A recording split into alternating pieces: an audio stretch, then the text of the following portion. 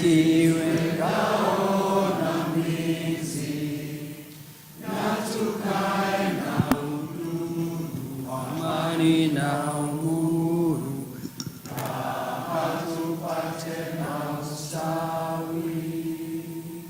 Thank you very much. Just stay there. This is the Kenyan Diaspora University Council Choir, actually band.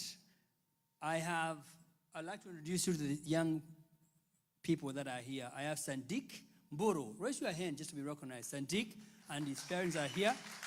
Then I have Cedric Odolo. Cedric. And Cedric's sister Chanel Odolo. Very brilliant, talented lady. And then we have Jaden Muredi. Thank you so much. You may go take your seats. You may sit down. My name is Benson Kasue. I'm a long-term, citizen of this state, and I'll be behind my mic, accompanied by my co-host. I'll let her say her name because I cannot pronounce it. Hello, everyone. Come on. Oh, we have to go on stage? I need a man to help me up. I'll help you. To help me up. I can do both. Thank you. Thank you. Ha! Okay, so let me bring it all in. Your Excellency, Karibu to Dallas. Madam, Karibu to Dallas. Community leaders, all protocol observed. My name is Musi Kiaria. I will say that I'm born again. I love the Lord. Gotta say that. And I am privileged to be sharing this stage with none other than himself, Ben Kasue. And we're excited. Dallas, we are excited. We show up big. We show up strong. We show up in a community of brethren of different tribes and tongue. We show up in different religion. We show up because we were born to lead change. Whether it's from our homes, whether it's our churches, our places of work, even the government, we show up. So karibuni sana. I will hand it over back to you. Thank you, Musi. You are so good at what you do. Can you give me some of your brains? Thank you. No. This is Your Excellency and Pastor Dorcas, it's a pleasure to welcome you to this city. It's your city now. If I had the keys, I will give it to both of you. But I'm going to bring somebody later on who is the mayor of the city who will hand those keys to you. Tonight we're here to really engage. It says diaspora engagement with the future president of our country. And we had to have that conversation. We're going to hear from various people from our diaspora community. But before I do that, I'm going to invite the mayor of the city to welcome you and give a few remarks. Worship Monica Kariuki.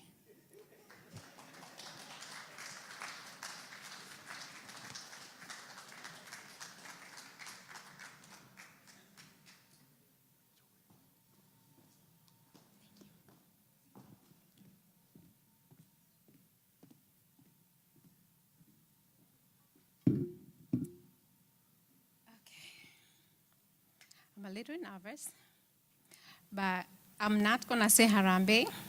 I am not going to say one term because I found out I am not a politician and I don't say it right. So when I say it, it just doesn't come out right. Anyway, Your Excellency, Rigathi Gachagua, Madam Dorcas Gachagua, religious leaders, community leaders, my fellow Kenyans, all protocols observed. Your Excellency, we are deeply honored to welcome you to Dallas, Texas. On behalf of Kenyan community in Dallas, Fort Worth area, I extend my heartfelt gratitude for your visit. Your presence here means a great deal to us, and we thank you for your boldness, for being outspoken on the issues that matter. We appreciate the truth you've raised, and we thank you for not shying away from uncomfortable conversations. Let me tell you about diaspora, specifically Dallas. These are men and women of great resilience, hardworking, accomplished individuals who came to foreign land and built successful lives. We have established families, businesses, careers, and places of worship, like here. And yet, our hurts are in Kenya, still at home. We carry it in our names, our food, our faith, and our dreams. Many of us still have families back home. Some of us hope to return permanently, part-time, because East-West, home is best. Your Excellency, I stand here not as someone from Mulima, but I stand here as a representative to our diverse community in diaspora who believe that leadership cuts across. We believe that your leadership offers a chance to make meaningful changes, and we humbly ask you for your consideration on a few issues that matter deeply to us. First of all, we urge your government to establish a consulate, that is when you make it, to establish a consulate here in Dallas. DFW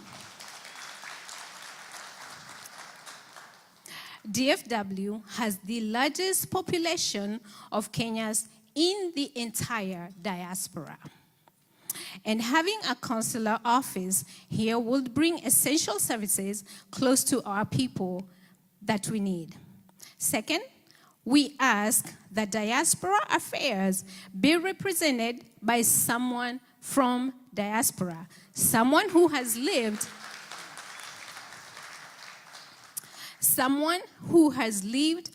our reality, understands our challenges, and can truly speak for us.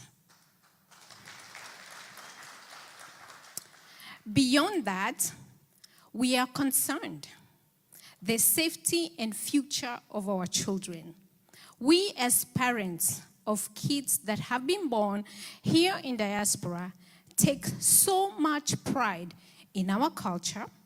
The origin is evidenced as the children you just saw here in stage, playing the Kenyan national anthem.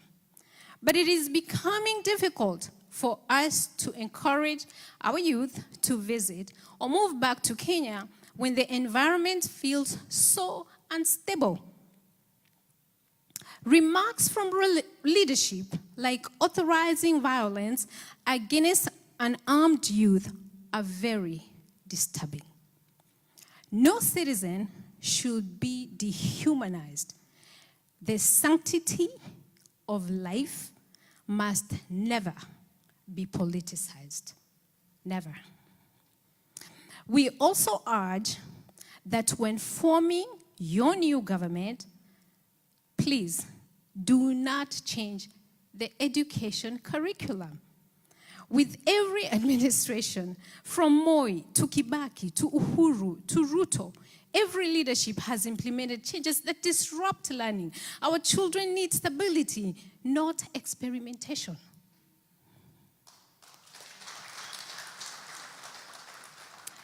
And now, to my fellow Kenyans, my people, let me speak openly and plainly. We cannot keep saying we didn't know, that he came with a Bible, we believed him. The excuses can no longer hold water. I'm not here to say I told you so, but the red flags were there, and we chose to ignore them. We were so determined to reject the idea of dynasty that we overlooked serious warnings. That choice is costing us now. We elected a man whose record we should never have ignored. One mistake is forgivable, but if we repeat it, we will have no one but to blame ourselves. Our children, the Gen Zs, have already paid with their blood. Oh, how painful it is for a parent to lose a child to a police bullet. How much more must we lose so we can learn? My fellow Kenyans, let us not sell our future for kitu kidogo. We should never be divided by tribe, status, or faith. Let us vote based on vision, policy, and integrity. Not who gives us handouts or who sang the loudest. You may be fed today, but what happens tomorrow? What happens to our children, to our generation yet unborn? We lose this generation, I am afraid we lose Kenya. Your Excellency, we thank you again for coming. We welcome you to Dallas, where we do not fear to speak the truth and where we hold our leaders accountable. We will hold you accountable.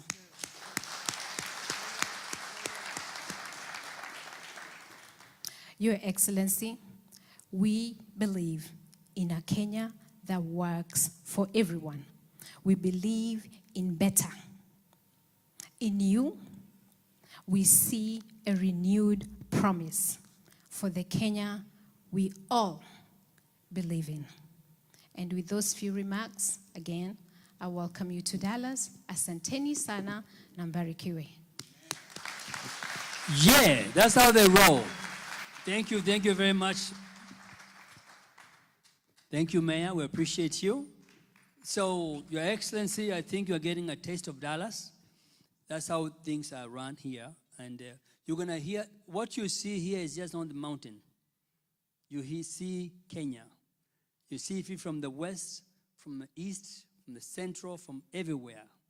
And so with that, I'm gonna bring one of the community leaders, Stanley Captain, Murembe Nation, representing Murembe Nation. Where's Stanley? He ran away when he saw you. Where is he? There he is. I knew he would disappear. He would not run away. He represents Murembe Nation to give you a few remarks. Stanley? Thank you, Benson. Mlembe boss.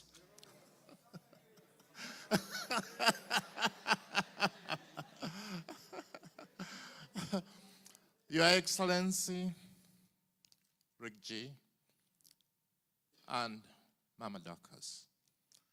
Karibu, Dallas. I'm indeed grateful to be here to bring you greetings from our diaspora, the Tawe movement, representatives movement from the Mlembe Nation. I can only say, Kosangalile.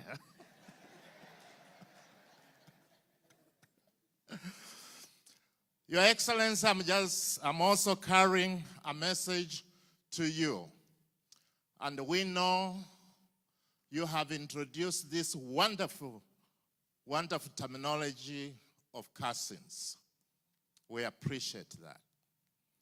But the Mlembe Nation is saying we are falling short with the Mlembe Nation because we, the Mlembe Nation, we think we are first cousins.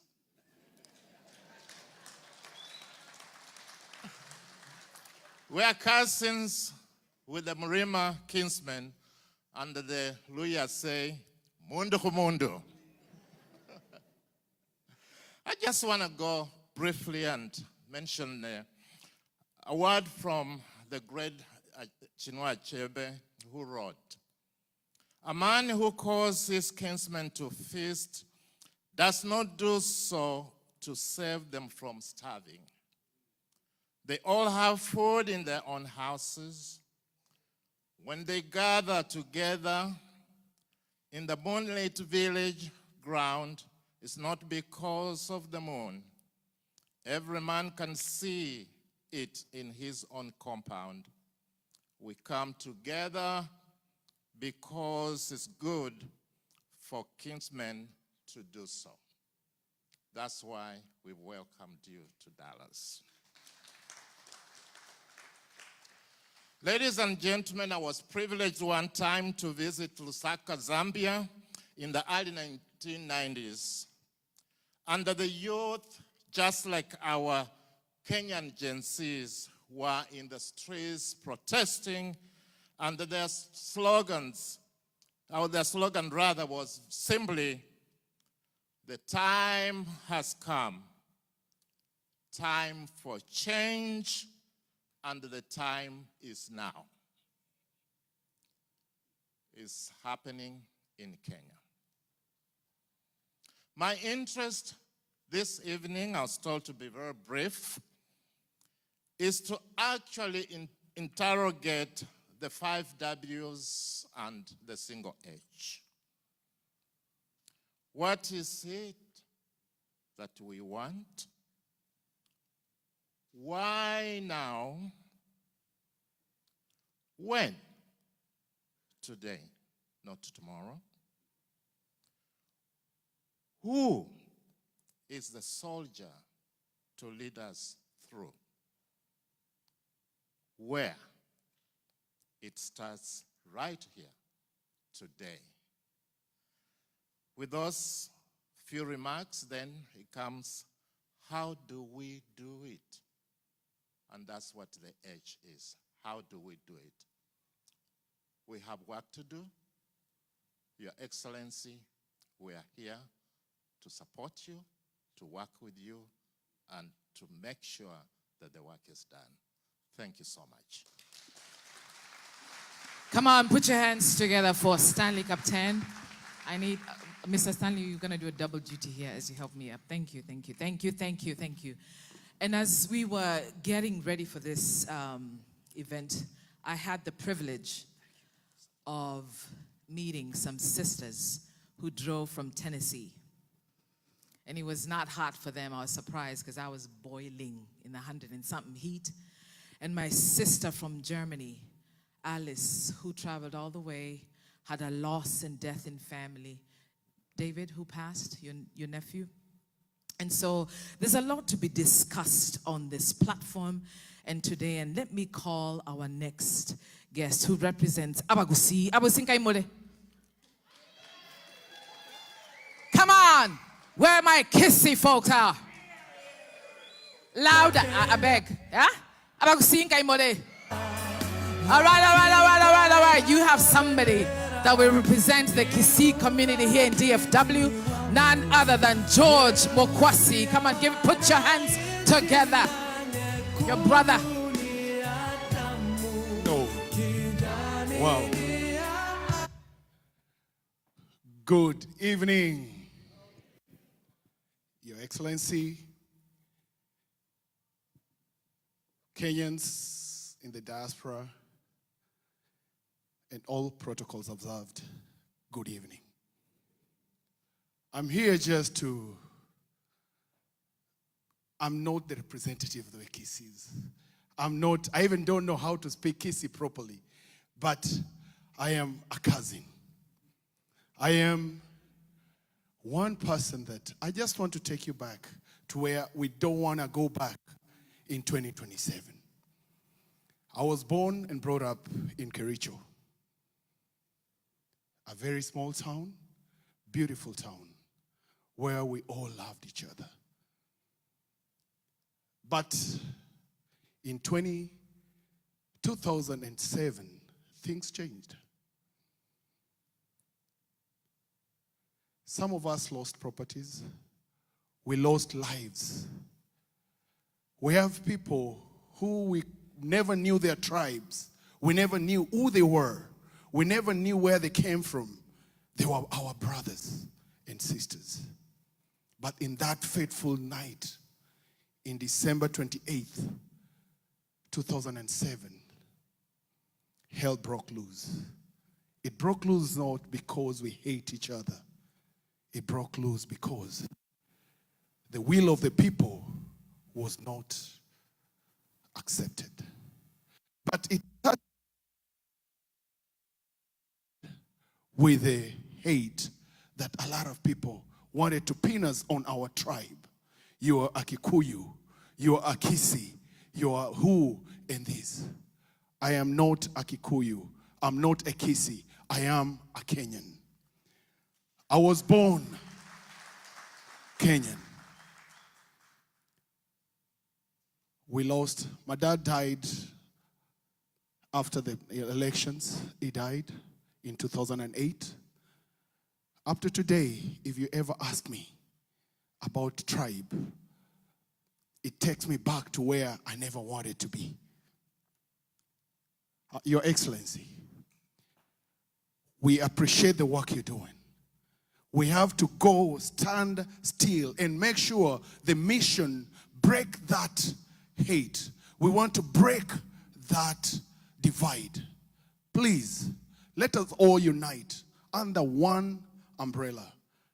I'm not going to let anybody tell me being proud of who I am is a problem. But I will not make it a subject of division. Today, I stand before you, Your Excellency, just to tell you this. Kenyans, we are tired. If we don't watch out, 2027 will be worse than 2008. If we let that snake that Pastor prayed about come and bite us again. Our friends here in Dallas, I know many, you will never know where we come from. We are all together. When one of us has a problem, we all stand together. It's never going to be a Kisi, it's not going to be a Kikuyu, it's not going to be a Luya or a Kamba. I'm not going to be identified, or I'm not going to be divided by my second name. That is just an identity, and I cannot change that. So let us all stand together and say, Arambe! Arambe! And that one term does not tell us we divide. Let us stand together and fight that one common enemy, and that is nepotism, tribalism, and what else? Corruption. Things, man. You cannot even afford to buy that motura. If we let him continue, you won't even buy that motura. So please, Kenyans, let's do the best we can to take that common enemy that we have and bring Kenyans where? Together.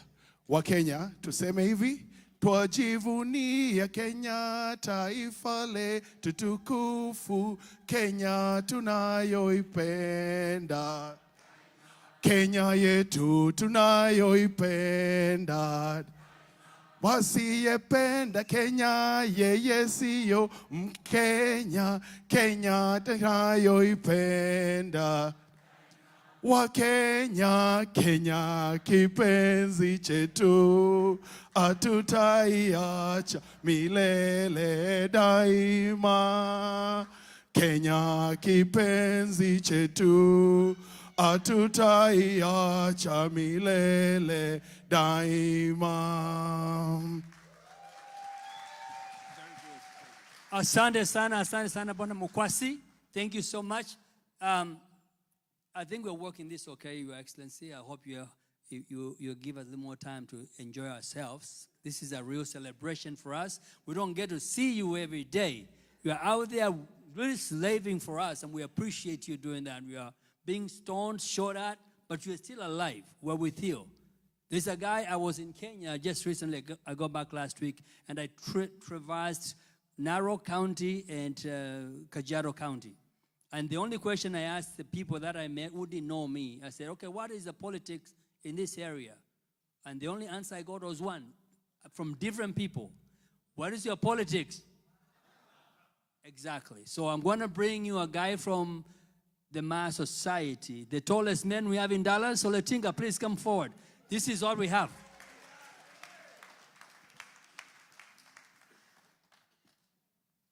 You got 2 minutes. 2 minutes. Hey. Your Excellency, Riggy G, Your Excellency, Pastor Dorcas wa Kiamaitu. Mumeshangaa? All leaders of the churches represented here, leaders of the community here in DFW, and all protocols observed. Jambo. Hey, kwani mnasikia baridi kidogo? Tuko na rigiji hapa. Kwa majina naitwa Daniel Oletinga. So Benson, jina yangu sio Tinga. Oletinga. Umesikia? Kabla sija sema mambo yangu matatu. Mambo ni matatu. Ningependa kwanza kusema kitu cha maana. Very important thing kwa hii roho. Kikwetu huwezi kuwa mwanaume kama hujapewa moto. Nani anajua maana ya moto ni nini? So mimi nilizunguka, unajua huko kwetu ni jangwa kidogo. So kwa wale wasikii Kiswahili, leo tumesahau Kiingereza kidogo. Huko kwetu ni green wakati kuna mvua. Wakati wa kiangazi iko shida. Sasa mimi nikasema kwangu lazima niwe na moto imetoka mahali green. So kwa niaba ya Wamasai walioko hapa, ningependa kuwaonyesha yule mnasema kwa jina ingine verified. So verified wangu ametulia pale. Hebu simama. Tuseme tu. Alafu kitu cha maana, nilienda mlima, nikateremka kwa kona ingine. Sasa nikakuta mahali inaitwa Nyeri. Mshaisikia mahali hapa inaitwa Nyeri? Sasa nikapita kona ingine kidogo inaitwa Kirete, ukielekea Nyeri town. Nikaenda Tetu. Sasa hapa tu karibu na kwako nikapata mtu mweupe. Na nikafurahi sana. So nyinyi mnasema cousin.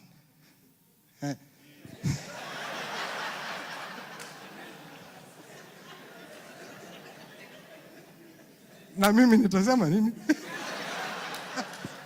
Sasa mimi ni shemeji. So mkiniona pale toa kofia. So on behalf of the Maa Nation, nchi ya Kimaa ambayo iko kwenye Jamhuri ya Kenya, mambo yetu makubwa sana, Your Excellency. Umetembea kule, umezungumza. Ya kwanza ni shukrani kwa sababu tuko kinara na kutoka kwetu. Governor wa kwangu, hiyo ni story ya siku nyingine, lakini atatoka DCP. Changamoto ambayo inatusumbua sisi, ambayo naona pia ni kitu inaguza sana sisi jamii kama diaspora. Tuko na relatives, tuko na watoto. Kuna kitu changamoto kubwa ya miaradi na pombe. Tafadhali, tunaona watu wanapindua hii na pale. Finyilia hapo hapo tu. Finyilia hapo hapo tu. Maana sio mlima tu ambao iko na shida hiyo. Kwetu pia inatunyang'anya. Kwa uchungu tunaona mtoto akipigwa risasi, damu mwagika. Lakini kwa kila meza, kwa kila nyumba tunalia kwa sababu ya mihadarati na pombe. Representation. Meya wetu Bwana Monica amesema kitu. Tungependa sana tuwe na true representation ya diaspora. Sio tu mtu mmoja ametolewa pale Washington, Massachusetts, wapi, sema ana represent diaspora. Tafadhali serikali ile inayokuja, sisi wenye diaspora tunataka tuanze representation kutoka kwa kila county, kwa kiti ya Senate, kwa kiti ya Parliament. Si pia CS inatutosha? Sisi watu wa diaspora tunatuma pesa ama hela nyingi sana nyumbani. I think sisi sasa ndio tuko namba moja.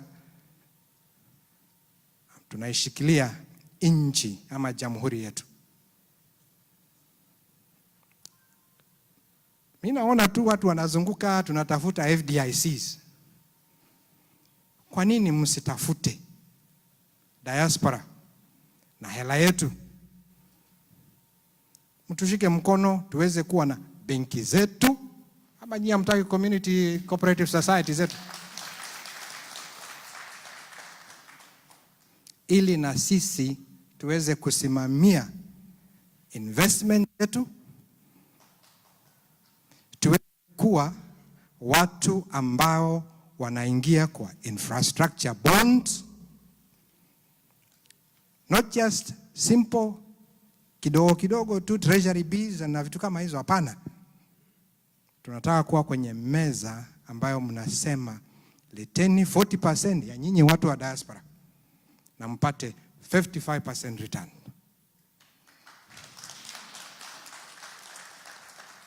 Langu la mwisho,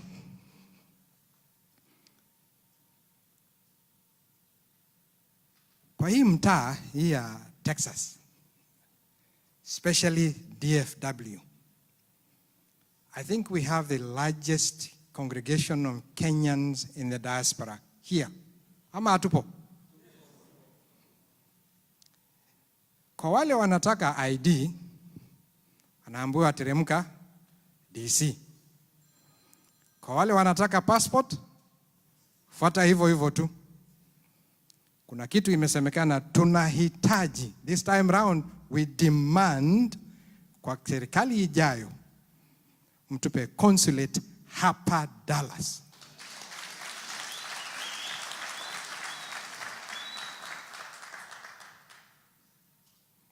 I think niko na a few seconds.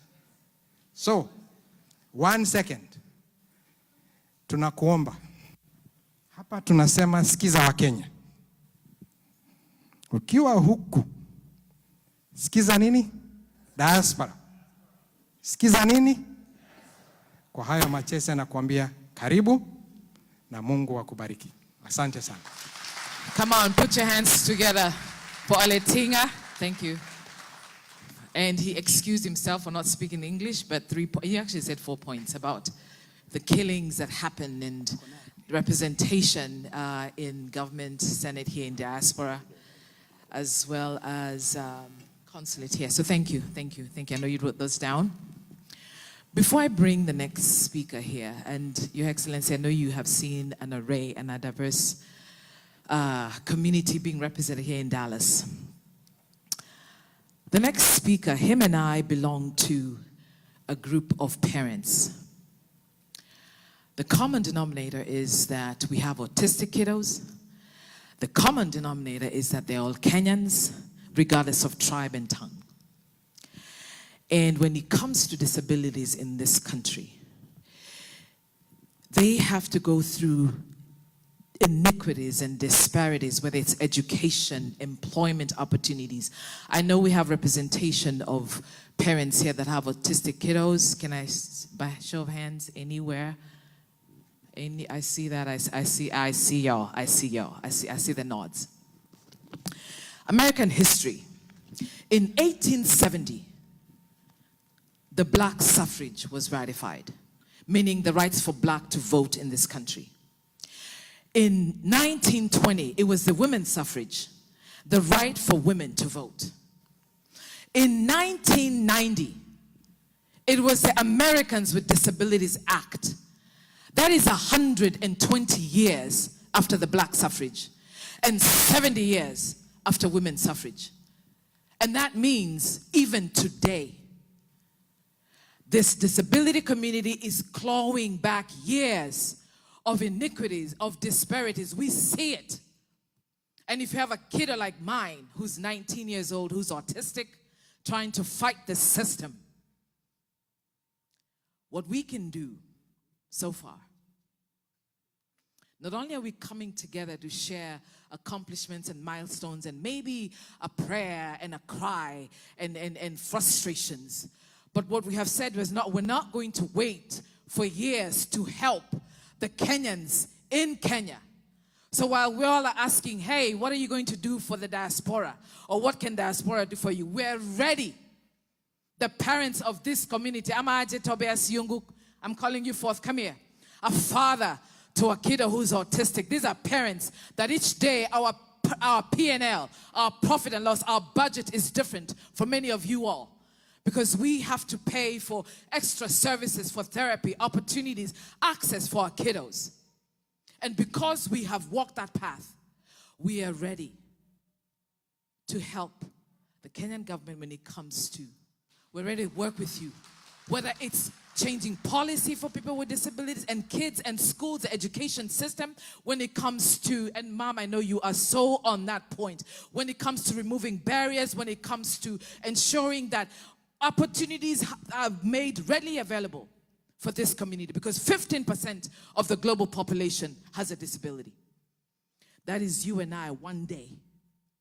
And so without much further ado, my fellow parent from the Blue Tribe, Tobias Yungu. I beg, just, can you,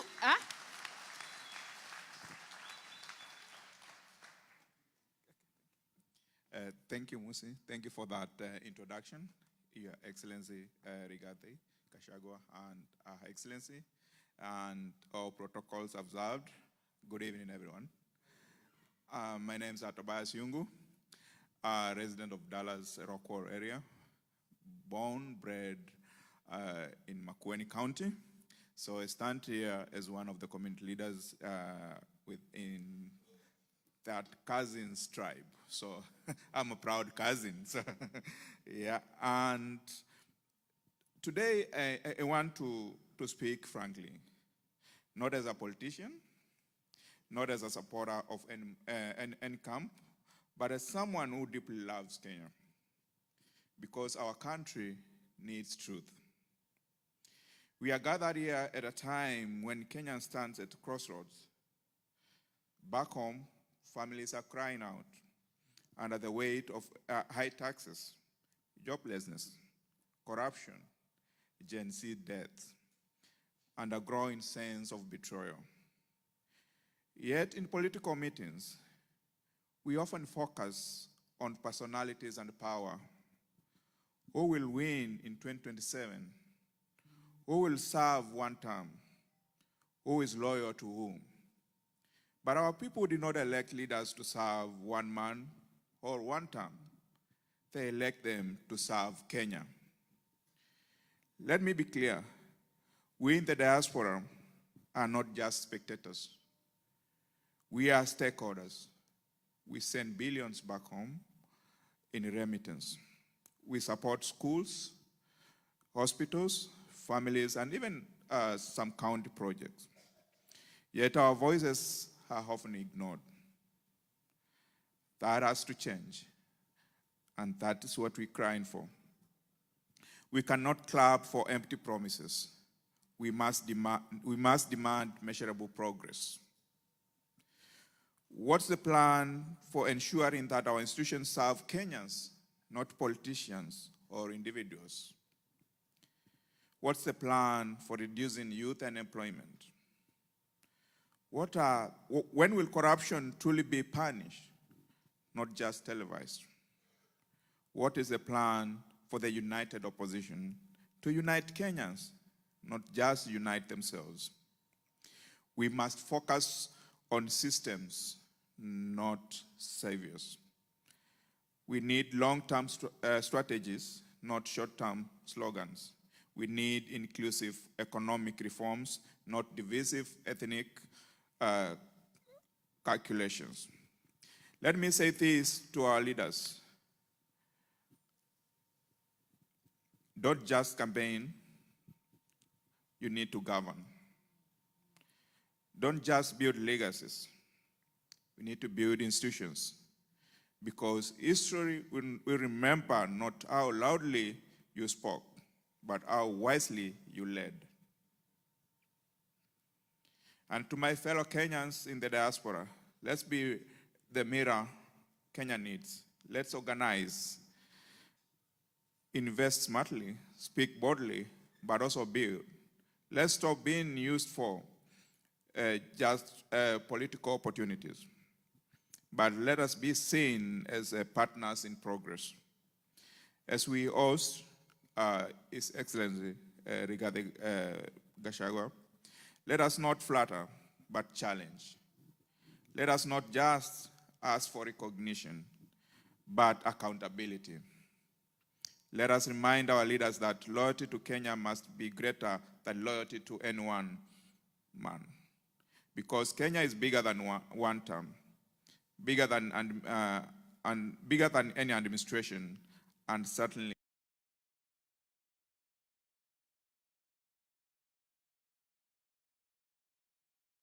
Kenya.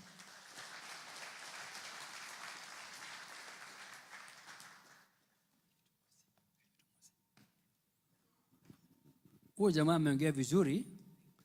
Ni rafiki yangu. He comes from my village actually. I didn't know that, but he knows exactly where I was raised, how I was born, and I think it was my birthday. Thank you so much. I just want to make a couple of things before I invite the next speaker.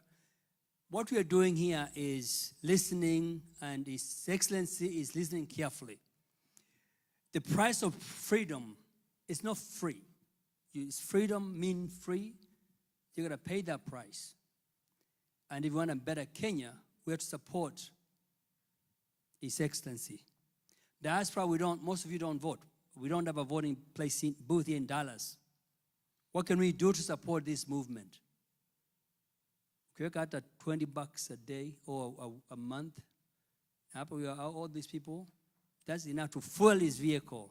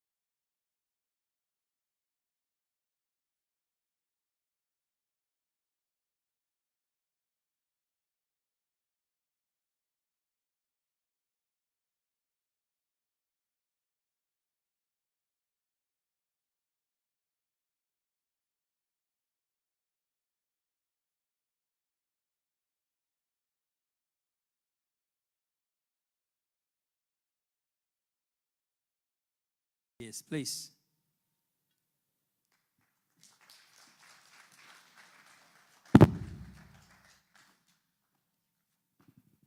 Thank you, son.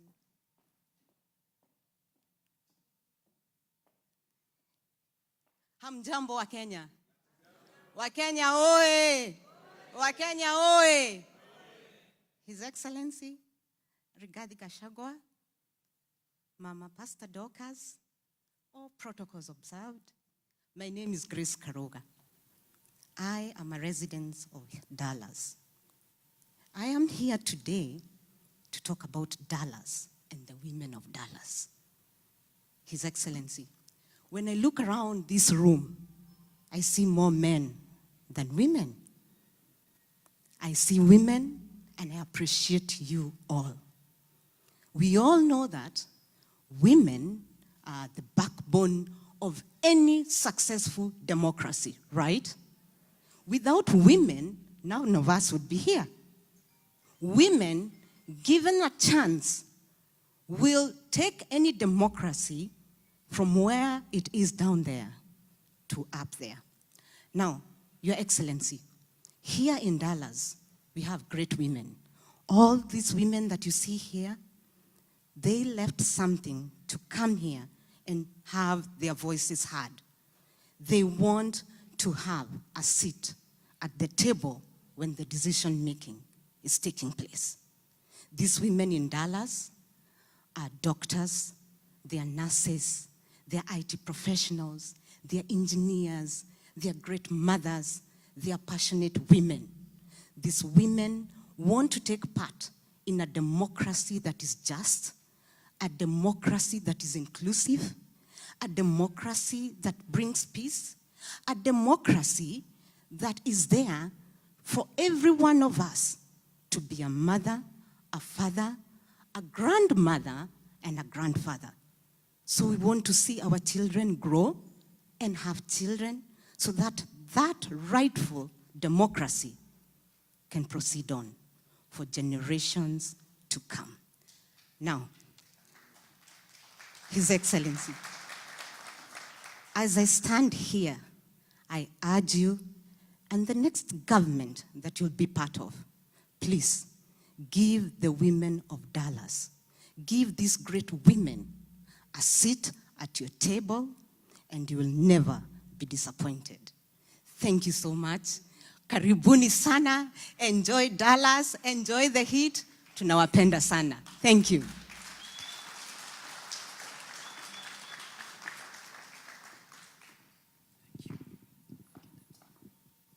Thank you so much, Grace. Grace is one of the members of the organized committee that put this event together. The mayor was here, but she forgot to announce something very important. Every year we put 2 events in.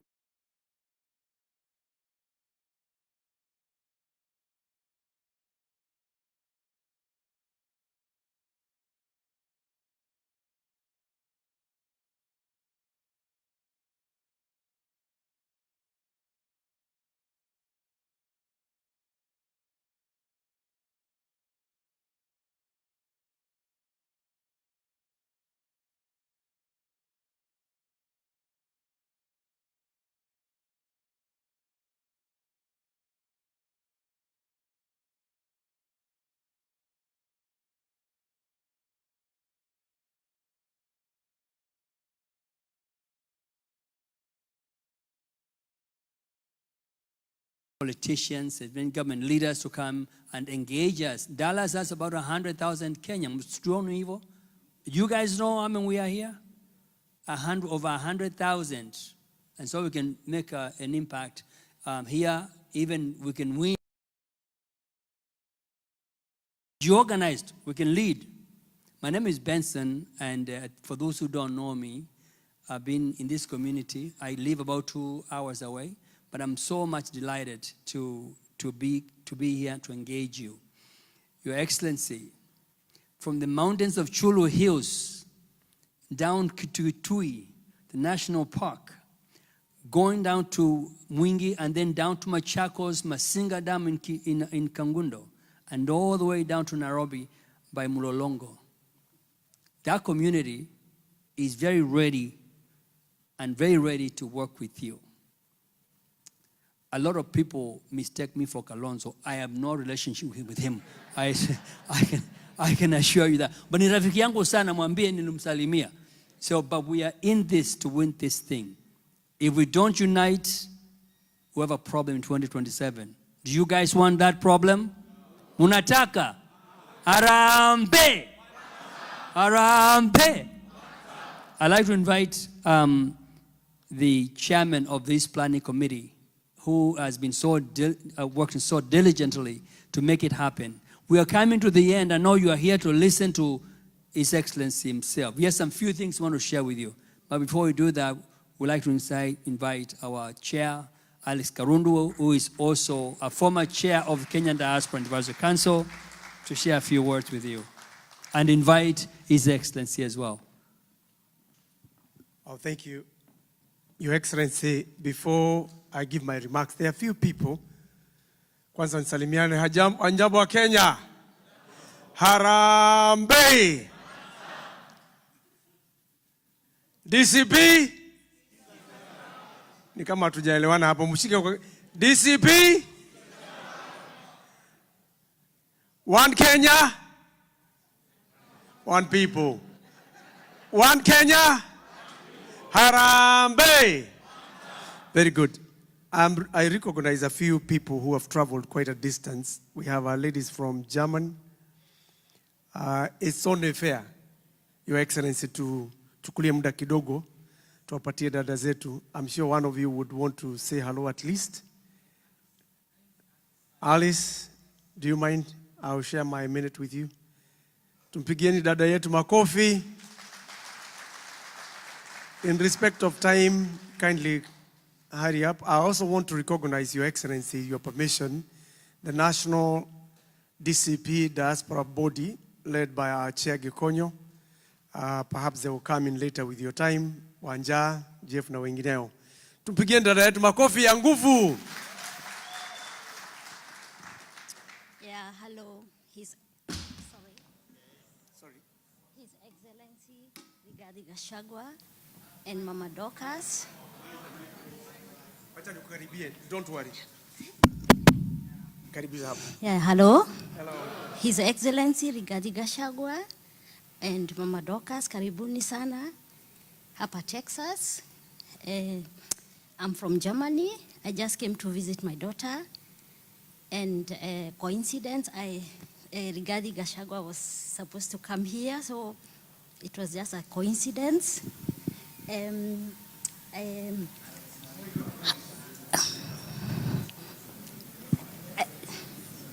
You all can tell my sister is not a public speaker, isn't No. it? I'll hold the mic for I'm you. not. I'm here because one of my nephew was shot. I think everybody knows about it.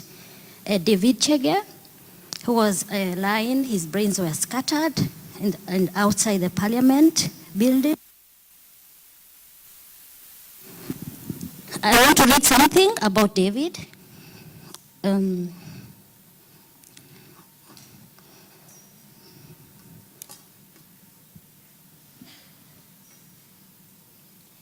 So here I go.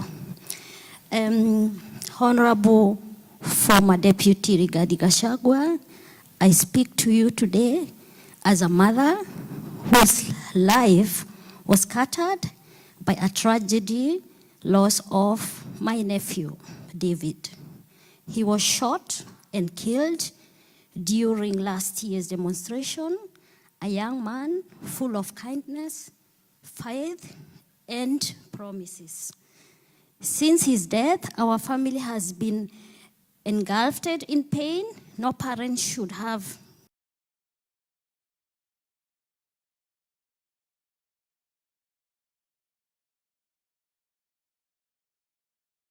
lifeless body shared over and over in the media. It is a wound that never heals. We just fought tirelessly for justice.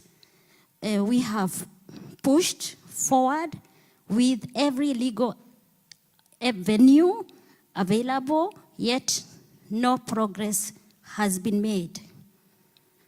Those responsible for David's death remain free. Honorable Gachagua, I ask, why has justice not been served? How can a country that claims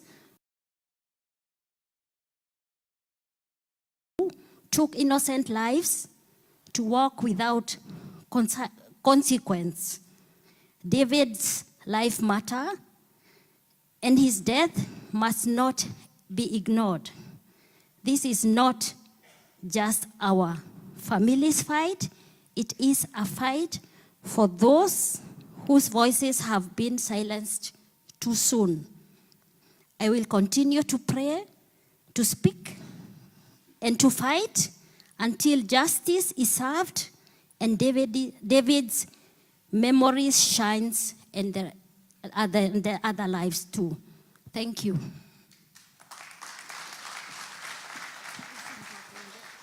Thank you, Alice. Our prayers to your family.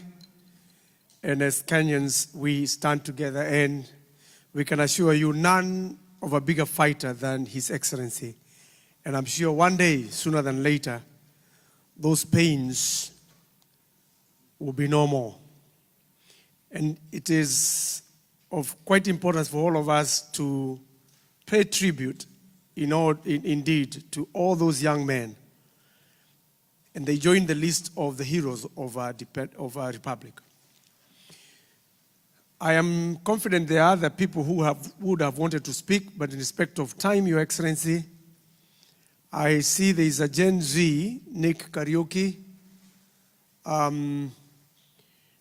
We probably would give you a chance later, depending how we finish our time, but we want to recognize that everybody has a space. And His Excellency Rigiji had told us not to censor anyone. He is recognizing that we live in an area or a government that wants everything to be told like sycophants. That's not who this gentleman is. He wants people to have the freedom to participate and to feel accommodated. So, Gen Z Karaoke will give you a chance, perhaps towards the end, to hear your question. I'll be quite fast because time has moved quite a bit.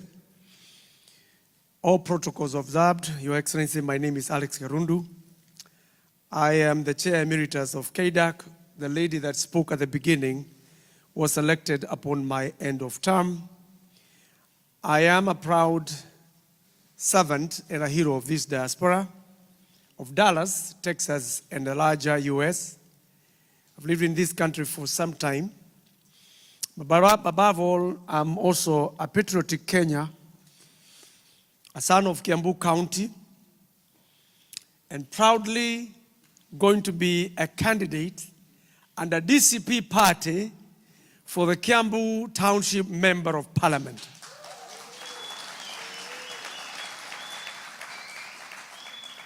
I feel I've served in this city quite a bit. And I think a time when we realize how many Togeges,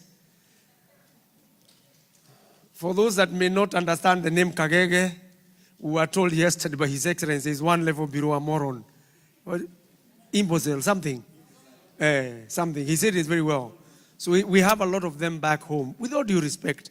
But we do want to ensure that when His Excellency comes to the government, he's surrounded by people of intelligence, people who can argue, who can participate in the democratic process of our country, and above all, will govern from a center place of knowledge. I also do recognize, currently we have a member of parliament with us. I will give the duty of inviting His Excellency to you, Mheshimiwa.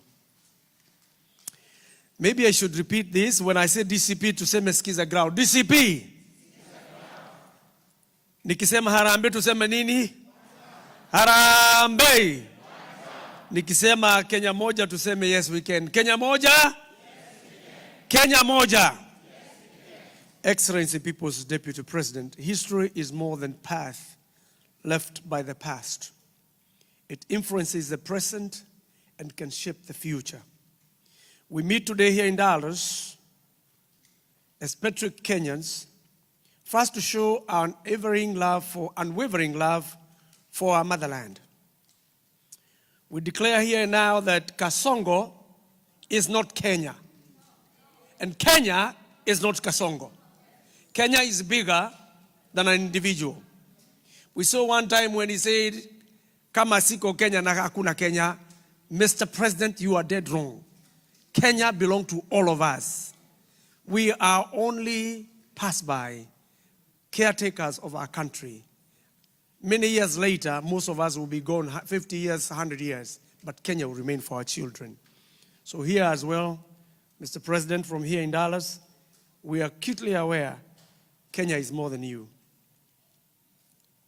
Kenya belongs to all of us, from the coast of Indian Ocean to the northern border of Mandela, to western north, to Lake Victoria, southern border of Namanga.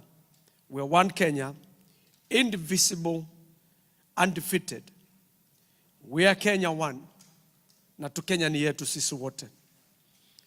From brothers to sisters, cousins to shemejis, we are one Kenya. Excellency, Pastor Dolcas, and our dear Deputy President, People's Deputy President. We want a country that's governed by a rule of law. We want a country that will end abduction. We want an end to corruption, nepotism, and cronyism. We want a government that is comfortable with its Gen Z, a government that can listen to its citizen, a government that is not too fragile for a different opinion, a government at peace with its diversity, and a country that can take care of its unborn children, its toddlers in schools, and can take care of its aging population. Finally, Your Excellency, as I beg to borrow a bit of your time, I'm acutely aware this is not my day, but at my age, close to 60, I know this doesn't happen so often. So I'm going to steal one more minute from your speech, Your Excellency, for your time. And I will end this by asking the 2 years left for this government that is placed today, because they have been saying there is a backdoor, people trying to put them out of power unconstitutionally, which is another diversionary tactics. We are all Democrats, and His Excellency, Rigiji said it, nobody really wants to take him out of power unconstitutionally. But 2 years is too long.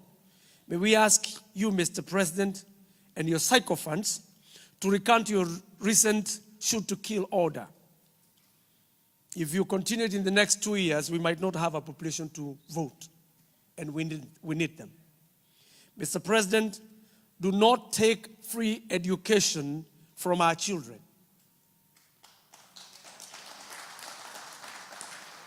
Our parents are already suffering from your failed economic policy.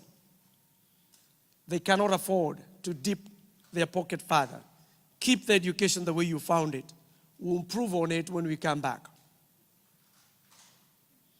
Improve the university funding program or return it to a former model. It's bringing confusion and uncertainty. Mr. President, scrap the contentious SHE and SHA health programs. Either you improve on UHC that was already on rollout from the previous administrations, or just return it the way you found it. Tutaifanyia sisi wenyewe tukiingia. It's not perfect, but it doesn't have to be scrapped. It doesn't need billions to be scrapped and renamed. 104 billion is too much to change a name NHIF to SHISHA. We can do better. And finally, Bwana Ruto, stop showing a seed of disunity within the church by assembling corrupt men of color in an attempt to forcefully build a 1.2 billion chapel, a state house, which is a unifying house. This is not Sugoi home. State house belongs to all of us Kenyans. And Kenyans are people of all faith and creeds. If anything, if we were to look at priorities right now, we see our children go in mud schools, being rained on in hot suns and wet weather. 1 billion can build schools and classes, let alone 1.2 billion to be put in a church. What will happen if a Muslim take over a state house along the line of our history? Would they put a Muslim, inaitwa nini, mosque? What about a Hindu? What will happen? Wataweka temple. Na wale ambao hawana sababu wako tu, watazibomoa. Tuache mchezo bwana. Keep our state house the way we know it. As an alternative leader, Your Excellency, today, it's fallen upon you to speak truth to power on behalf of all Kenyans, to tackle the economic turbulence at home, to protect the health of those without wealth, and to seek that precious balance between security, which is too often threatened, and human rights, which are too often denied. our dear Rigiji, history is not the burden of you or any man or woman alone, but you have met some special share of its challenges in the last 1 year. It's a duty that you have discharged with dignity, determination, and distinction that are widely admired. As Abraham Lincoln once observed, that near all men can withstand adversity, but if you want to test a man's character, give him power. What you have shown us when you were deputy president is resilience, adherence of call of service, your tenacity to keep this government running and under observation with minimal resources can only make us do better. Finally, my people, running a campaign is not a beauty contest.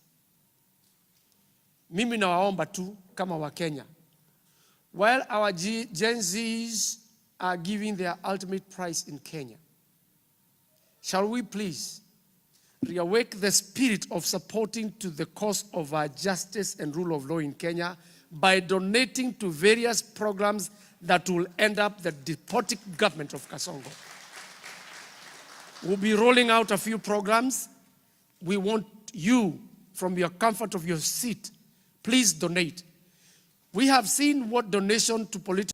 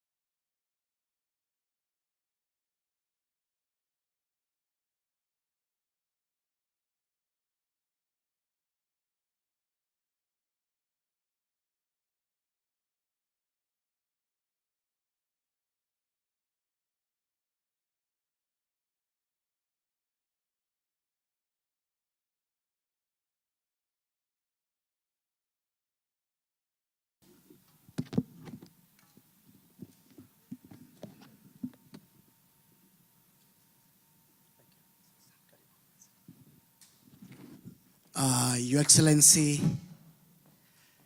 the Deputy President of the People, Rigathi Gachagua, Mama Dorcas Gachagua, all the great people of this great state of Texas, the leadership, all my cousins, hi cousins, hi Makuzo, hi my brother, hi my sister. Asanteni sana. My name is Wakili Edward Mureu. I'm a member of parliament for Gatanga constituency. Na mimi nimekuja hapa Texas to give company to my party leader na pia kusikiza ground. Kule nyumbani wameamua kwa kauli moja ni one term. Hapa Texas mnasema namna gani? Hapa Texas mnasema namna gani? Wangapi wanasema ni one term, one term, one term, one term, one term, one term, one term? Nimekubali. Yangu ni moja peke yake. I am still, and I don't know whether I've been removed, one of the founding members of UDA party. I still sit in the National Executive Council, hata kama nimetolewa WhatsApp group. And one of the key drivers for this party, we wanted to change this country. We build a prosperous country. We create employment for young people. We put hustlers, we put money in hustlers' pockets. And most of all, protect democracy.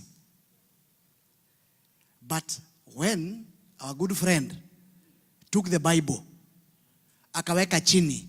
Yote kafanya nini? Ikasahaulika. I'm very, very proud to see you people here because you're in the diaspora. And we might assume that you're not concerned about what's happening at home. But I've seen the passion about from all the way from Seattle, Boston, down here in Texas. I've seen the passion which you have for your country. And I'm very, very proud. And I know when we join hands, we shall do something. Most importantly, you've seen the kind of demonstrations which have happened to our country. Those demonstrations has come as a result of frustrations, lies, corruption, and insensitive government of Mr. Kasongo. But the most unfortunate thing is this: even when people go to the streets to demonstrate about corruption, lack of employment, stifling of democracy, health services not working, universal services not working, instead of the government listen to the people, now he has ordered anybody who is going to demonstrate must be shot in the head. That is the position. So I urge you, I'm very proud that you are together to make sure hii serikali inaenda siku mo? One, mko tayari? Asante sana. Yangu ni machache, na kwa sababu His Excellency hapa ako na haraka na pia master ni kidogo, let me take this opportunity. I take this responsibility. Niwaulize kwa heshima kubwa, muamke juu, tumkaribishe the party leader, the deputy president of the people, His Excellency Rigathi Gachagua. Karibu sana. Karibu.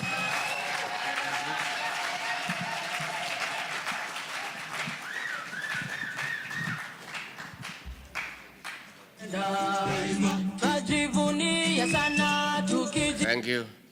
Please be seated.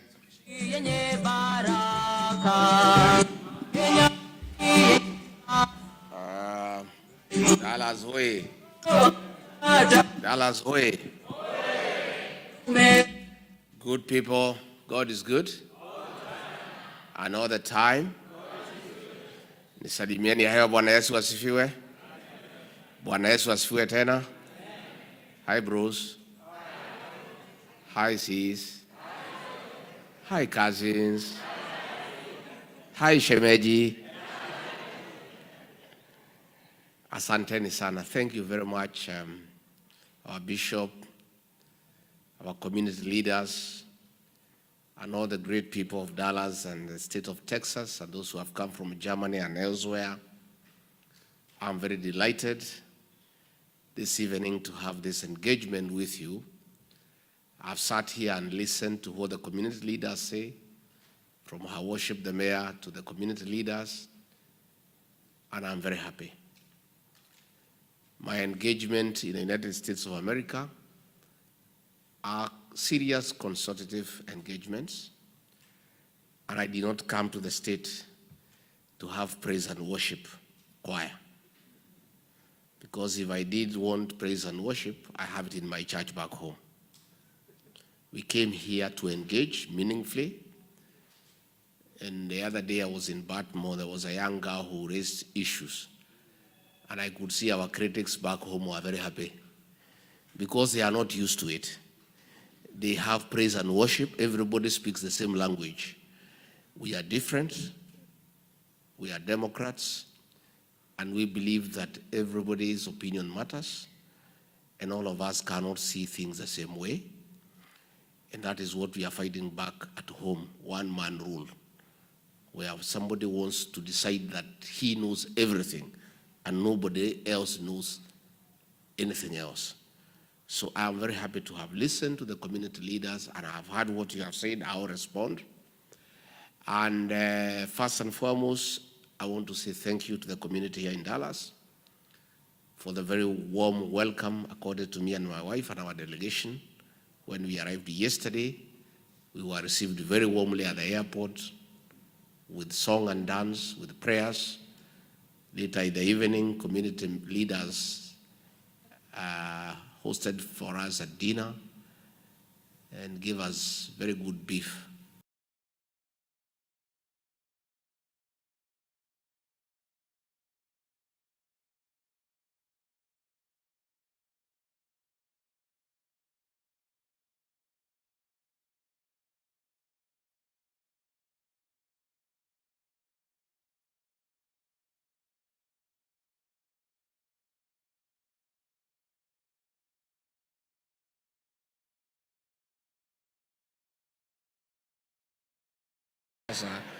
Sasa nakuja hapo nakaribishwa na wamama na nyimbo, tunakula nyama, tunakaa vizuri. We are enjoying it. So we are here and I want to say thank you. Number two, I must say I'm very happy to find our people from Kenya doing well and doing great, having settled here and succeeded in what they came to do. That is the Kenyan spirit of hard work and getting things moving wherever you are all over the world. You people came here in search of greener pastures to expand your territories, and you have succeeded. I've seen beautiful homes owned by the people of Kenya. I've seen good businesses run by the people of Kenya. You guys have come here right in the center of America and succeeded. I want to say congratulations. Pongezi. I'm also very happy to find that Kenyans are united and they love one another, and you stay together as the people of Kenya. I am very happy, and that is the spirit. This is a meeting of all communities. You know, our detractors back home, because they are very unhappy that I'm a truthful person, they are never able to deal with my truth because I only speak facts and the truth. So all the time they try to pin me down by saying that I'm tribal, I only talk to my people. Since I came to the US, all the meetings that I've had are for Kenyan communities. And what has happened here today is a testimony. The Mawa here, na wewe mutiama, ujue culturally, hii wasichana yote ya mlima, they are my daughters. Na sasa, huko kwetu, dowry payment is a continuous exercise. So, anytime you meet the father of your wife, unaendelea kutoa nini? I'll be very happy tuonane nyuma ya hema. I'll collect in dollars. I have not even received dowry in dollars for a long time. I am so happy that everybody is here.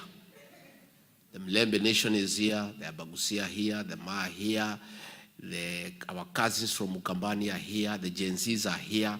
Everybody is here. This is Kenya. And this is the Kenya that we want. And let me tell you, the people who try to talk about tribalism is they want to run away from the issues of the day. They don't want to answer the issues we are asking. So wanataka kujificha behind tribe. And we will not allow it. We'll have to deal with the facts as they are. I've just listened to the lady from Germany crying here about the nephew. William Ruto cannot run away from that fact that he has killed our young children, and he has shamelessly, publicly given an order that people should be shot in the leg. Those are facts. He cannot hide behind tribalism and his community. Nobody from the Kalenjin community has killed our children. That community is innocent, and nobody can blame the community. It's a person known by name.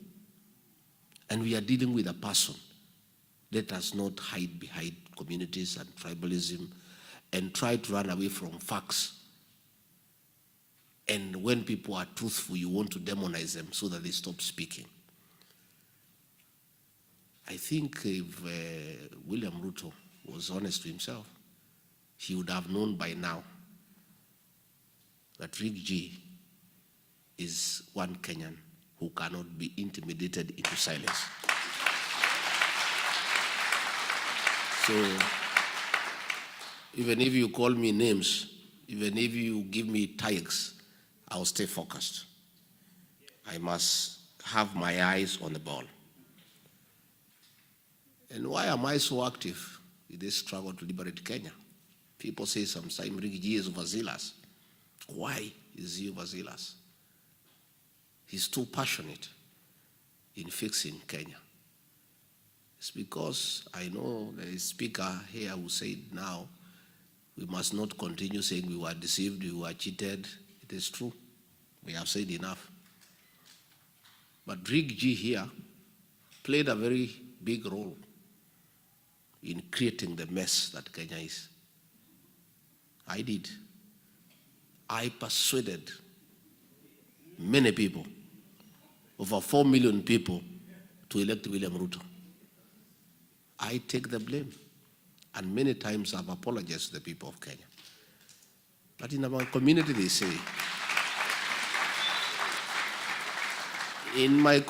say, making a mistake is not very bad. What is very bad is repeating it. So I am saying, the way I bear the greatest responsibility of creating the mess that Kenya is in, I bear even greater responsibility to fix the mess. It's only fair. It's only fair to the people of Kenya that the people who played a great role in creating this mess must play even a greater role to fix the mess. So I have a duty, I have a calling, I'm a man on a mission. We must fix Kenya for posterity, for our children. So what brings me to America? I've come to America because the Kenyans who live here must be listened to. I've come to listen to the people of Kenya, and that's what I'm doing. And I've listened quite a bit.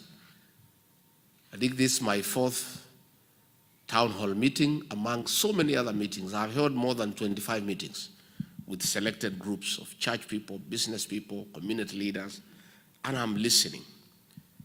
And from what I have heard so far, Kenyans in the US are restless. They are afraid. They are concerned. They are worried about what is happening back home. They are unable to sleep, not knowing whether their relatives have been killed or not. They care that their parents cannot go to hospital and get treated. They are in anguish that their younger brothers and nephews and nieces cannot go to university because the education system has been messed up. The Kenyan people living here are part and parcel of the Kenyan nation. And when Kenya ails, they feel it. And more than anybody else, the people living here are feeling the effects of economic mismanagement in Kenya. Because you people work very hard. And since you are good people, you take part of your savings back home to help the people you left behind. True or false? So when the economy is not doing well, you know, the shopping you are doing for your mother 3 years ago before William Ruto took over for 20,000, today, for similar shopping, you need 50,000. True or false? So Kenyans living here are serious stakeholders of the Kenyan happenings. And therefore, I came to listen to you, and that's what I'm doing, and to say that what you are telling me is what I know. Things have gone south. When we went to elections in 2022, we had a lot of hope. William Ruto had given a lot of promises to the Kenyan people. And there was a lot of expectation. But as a speaker has said here, as soon as he took the Bible, all those things, he put them aside and started on a path of destroying the Kenyan nation. And I must tell you, because many people ask me, you are elected as deputy president, kwa nini si ungevumilia tu, ukae tu umalize? I tried, but it became difficult because I'm a truthful person. And a truthful person and a pathological liar to coexist is also it's a bit difficult. It's a bit difficult. It's like mixing oil with water. Even if you try to shake, after some time, the water will settle down. Lying to the Kenyan people. We promise that we will put money in their pocket. Instead of putting money in their pocket, we pick the little that they had. We promise people that we will not evict people without giving them alternative accommodation. People are evicted every day. Overtaxation, corruption, destruction of institutions. You know what happened as soon as we came in? William Ruto embarked on a scheme to capture the opposition. He looked for Raila Odinga and compromised him. And the old man became a supporter of all the wrong things that are going on in Kenya. He captured parliament, he captured Senate. He destroyed all the institutions of oversight. And then the impunity began in earnest. I was left the only lone voice in Kenya, inside the government, who was saying, no, this is wrong. The finance bill of 2024, I told William Ruto, this is too much. Please, Kenyans are crying, they cannot afford it. He says, no, you don't have to do what is popular, you do what is right. I said, boss, if the majority of the people who give us a job think it is not right, how do we insist it is right? He said, Abana, tuendele. And what happens is because nature abhors vacuum. When there was nobody to speak for the people of Kenya except Rigiji alone, nature abhors vacuum. Another body had to come up to speak for the people of Kenya. That's how the Gen Zs came up. Because nature abhors vacuum. So when the Gen Zs started saying, no, this is wrong, and started agitating on behalf of the people of Kenya, a decision was made to clamp down on them. Abduction started, and torture, and I opposed from inside government. On June 24th, 2024, a security meeting was held, National Security Council, and I was a member. I was excluded because William Ruto knew I would not agree to the decisions that were being made to kill our young people. A decision was made to massacre and butcher children the following day on June 25th. That's how your nephew succumbed to bullet wounds. Children, young ones, were killed like chicken.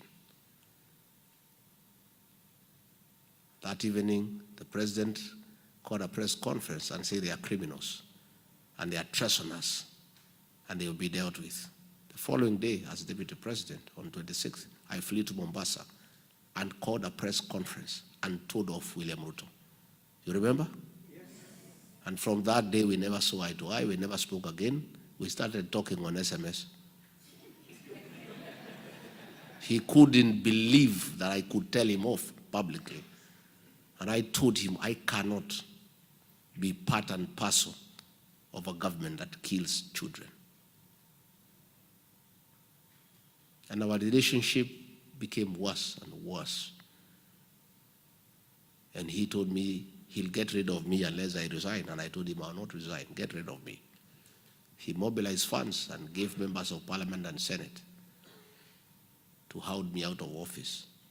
And I was quite happy because I could not be party to what was going on. In hindsight, today when I look back, I think my being removed from office was a blessing to me and to the people of Kenya.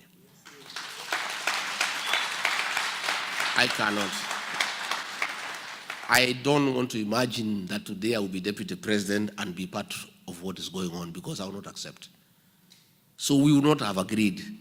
Tungekosana kwa sababu singekubali. So we now have an opportunity to do the right thing and fix our country. And this country we shall fix. Because the Kenyan people are resilient, they are determined, and will fix this country together. As we speak, Kenya is at crossroads because of the killings. The CS for Interior, Kipchumba Murkomen, gave an order of shoot to kill against the teachings, the Bible, and against the Kenyan Constitution. And that has been happening. Since he gave that order, so many young people have been killed. The president himself, despite saying that he's a Christian, against the Bible teachings, the 10 Commandments, thou shalt not kill, thou shalt not steal, gave an order in public that people should be shot in the leg. Most of you are in the health sector. Does not mean that if you are shot in the leg, you will not die. If you are shot, you'll bleed and die, isn't it? He gave that order. That's the level of impunity in Kenya. Nelson Koech is the chairman of the Committee for Defense and Foreign Relations in the National Assembly. He is supposed to oversight the military and the National Intelligence Service. He went ahead to say, President, you are wrong. They should not be shot in the leg, they should be shot in the head. That is the kind of impunity that we have back home. And that is a problem that we must fix. People asking me, you people are not saying what are your economic problems? What are your economic solutions? My good people, we must first stop the spilling of blood before we can talk about the economy. The first thing that we must stop is the killings. Even if we fix the economy, who will it benefit if our children are dead? If parents are living in fear, when your children leave the house, you don't know whether they'll come back. You know, nowadays we live in fear. Anytime I see my children calling me at night, I hold my breath. And that is the situation everywhere in the country. You don't know what information is being relayed to you. We must fix the issue of extrajudicial killings and the issue of abductions. And that is why Kenyans are saying, for us to fix that problem, Ruto must go. Because he's the one who has done it and publicly pronounced himself about the killings. When you look at what is happening in the social space, I have been here now for a month. I'm so impressed by the health system here in the United States, especially the care for the elderly and the children. We had a program called NHIF that was working but limping with a few challenges. That system required 800 million shillings to fix. Instead, William Ruto put it aside and brought something called SHA and SHIF at a cost of 104 billion. Money that he is stealing with these people. It's not working. The health system has collapsed. The education system has collapsed. The other day, the CS for National Treasury announced correctly that they have no money to fund free primary education started by Mwai Kibaki. Of course, the president and everybody says it is not true. But the truth of the matter is that capitation money has not been released for the last 1 year. And school principals and headmasters of primary schools live in fear of auctioneers every day because they are not able to pay for supplies. What is sad is that money is not available to fund our education. The money is stolen through the National Intelligence Service, given to that soprano guy to go around the country dishing it out. The other day they were in Bobasi. They had 10 helicopters. These helicopters are almost having an accident in the air because of the sheer number of helicopters.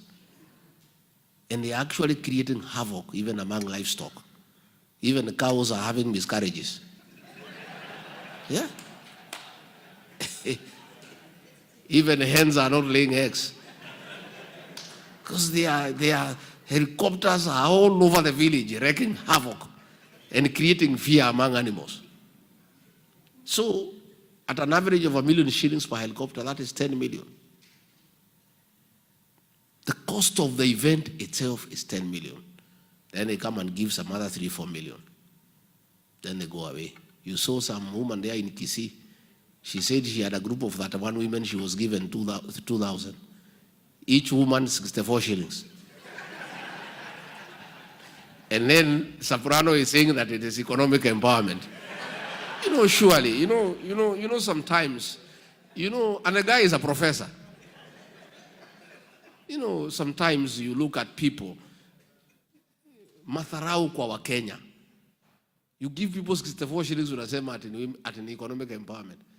Yet if that lady had gone to pick tea for a day, kibarua, angeenda na 100 yake 4 ama 500, si ndio? And then the women are lined up from 6 a.m. kuibia hawa watu viongozi, singing for them, praising them, clapping. The whole day wanashinda huko jioni, 64 shillings. This is money that was meant for education. That is how low we have sunk as a country. Some people have gone to court, say, can Soprano explain the source of this wealth? His salary is known. It's 1 million shillings. He has been deputy president for 10 months. 10 million. So far, he has given 220 million in the last 2 months. Where has this money come from? These are proceeds of corruption. And this is money meant for education. And that's why Kenyans are saying one time. And you cannot blame the people of Kenya. Because all you kuchekelea wa Kenya. You are laughing at the people of Kenya. Their children are at home, they cannot go to school. They are having harambes to settle their hospital bills because there is no drugs in hospital. Then unachukua helicopter 10 nasunguka na pesa from one meeting to another. It's the level of impunity that is going on in the country. Again, when you look at it, is a violation of human rights in the country. It's at the lowest. Today, our team of DCP was in Gilgil town for a meeting and were beaten up by police very badly. Later on, a border young boy of 21 years was shot in the leg by the police. He's in hospital, struggling for his life. William Ruto has decided that nobody can tell him no, nobody can challenge him, and if you challenge him, you must die or get injured and go to hospital, as he said. So we have those challenges as a country, and together we'll fix it. Luckily for us, we are a functional democracy. Elections every 5 years, there will be an election in 2 years' time. And the people of Kenya will wake up early and go to elections and elect a new government. I don't want to say I'm perfect. I don't want to say that I'm better. I don't want to say that I will do things that others have not done. All I'm asking the people of Kenya is to look at my track record, that I had the opportunity to sit pretty, enjoy, and let Kenya be finished for selfish gain. I sacrificed for the country. I lost a good job for the good of our country. At least for that one, I have a proven track record that I can sacrifice for the country. And I don't think if I refused stealing of public funds as deputy president, I would allow it as president. If I refuse the killing of our young people as deputy president, I don't think I would allow it as president because I'm the same person. I refuse because I'm regarding Gachagua. And I'm a Christian, I'm a parent, and I think it is wrong to kill children. So if I became president, I don't know how I would change that perspective. The sanctity of human life is sacred. And therefore, I want to offer alternative leadership. Leadership based on integrity and based on continuous engagement with the Kenyan people, so that at any one time you are properly aligned and you are thinking the same way. So we have formed a party called DCP, Democracy for the Citizens Party.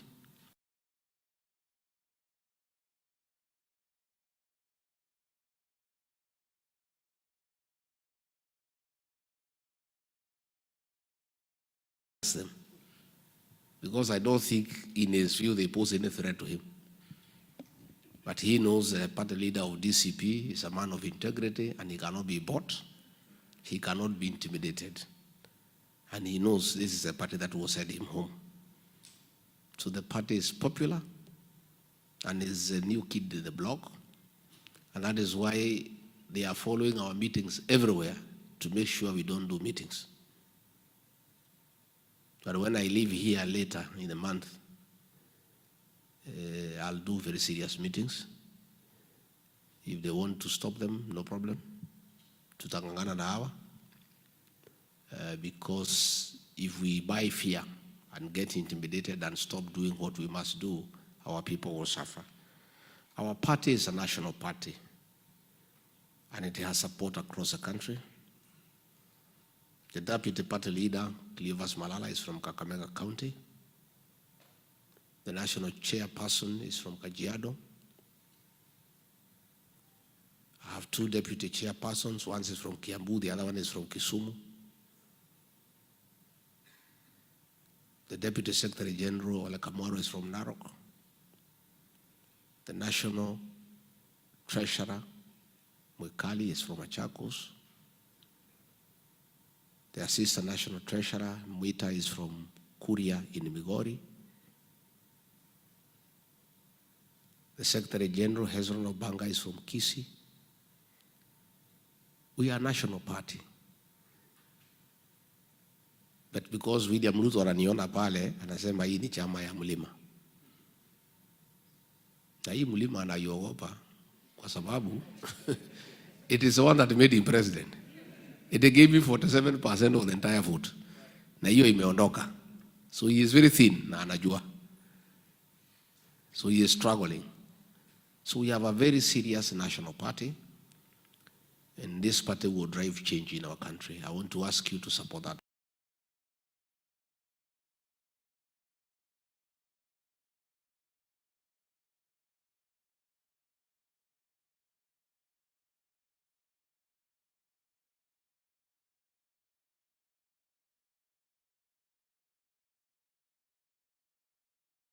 This is a party that belongs to members.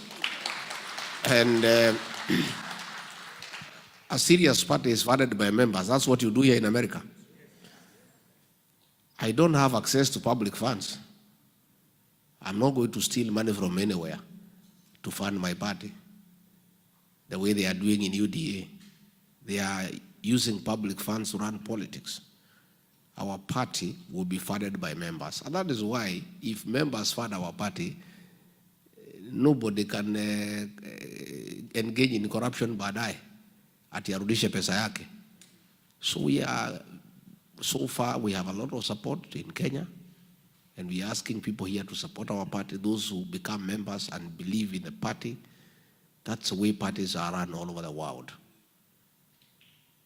I saw one of the advisors of William Ruto, that standard 3 dropout,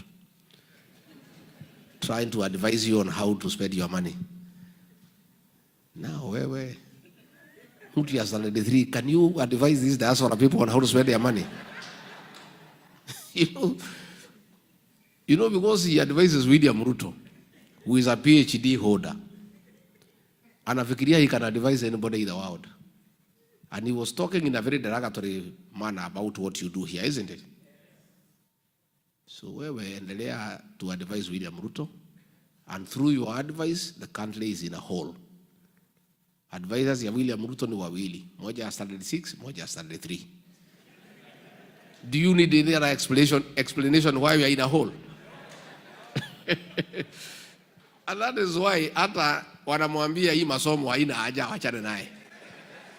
You know, mtu ya standard 3 na standard 6 ndio wanaku advice. Nakwambia hii masomo ya Kibaki wachana naye. Chukua pesa na magunia, patia Soprano akatafute kura.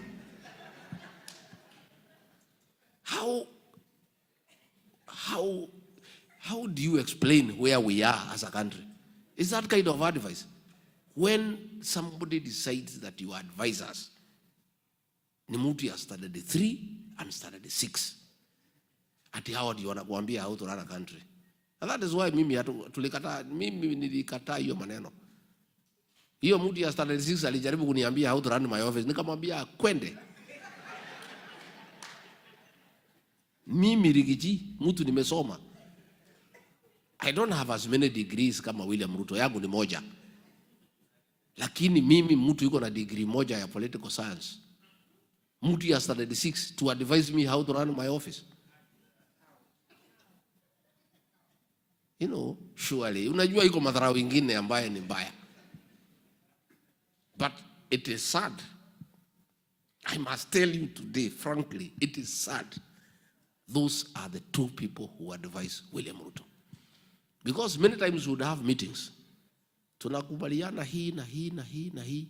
Hiyo mtu ya standard 6 ananitafuta. Niambia hiyo maneno mnaambia rais wachana nayo, haitawezekana. Ile itafanyika ni hii. After 3-4 days, ile mtu ya standard 6 alisema inatangazwa. And that is how we have lost our country. So we must fix that problem. And let me tell the members of the Kalenjin community, nobody has anything against your community. You are a very honorable community. And nobody should ask the community to carry the failures of William Ruto. William Ruto has failed as a person. And I want to discourage anybody from attacking that community for the failures of William Ruto. President Daniel Arap Moi was a Kalenjin leader. He never killed children. Indeed, he loved children genuinely. President Daniel Arap Moi, a Kalenjin, has left a legacy on matters education. Despite not having been very educated, he built schools and he did a lot for education. So let nobody hide at William Ruto anapingwa na watu ya Kenya because he's a Kalenjin. No, that is not true. He has failed as a person.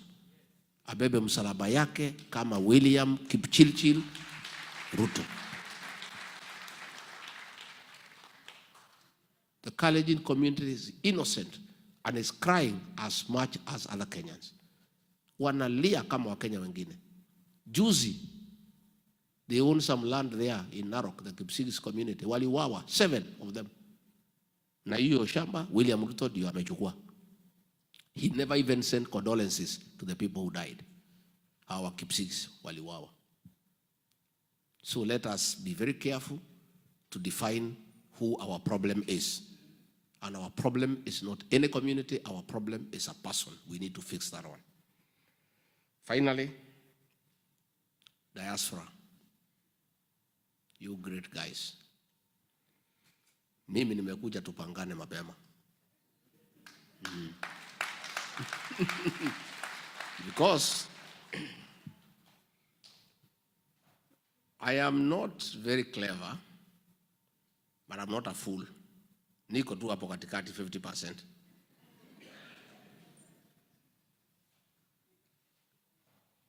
In 1970s, coffee was #1 foreign exchange earner for our country. In 1980s, tea took over from coffee. Tea was #1 foreign exchange earner for our country. In the early 90s, tourism took over as number one foreign exchange earner. From the year 2000, the three were overtaken. Today, as we speak, number one foreign exchange earner for our country, Kenya, are remittances from the diaspora. You guys are a serious player in Kenya's economic development. All the money that we get for paying public debt ni ile munatuma nyumbani.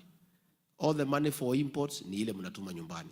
Money to run our embassies is the money that you said. Those of us who rear some dairy cows, a dairy cow, for you to get milk from it, you must look after it very well.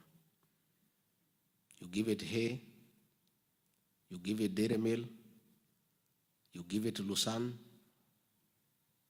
you whistle so that isikie mzuri ikikamuliwa. Nowadays, tunaipatia mpaka mattress ya kulalia isisikie baridi. And some people have even gone a step further. You play for it country music, Ken Rogers and Don Williams, so that they can give you milk.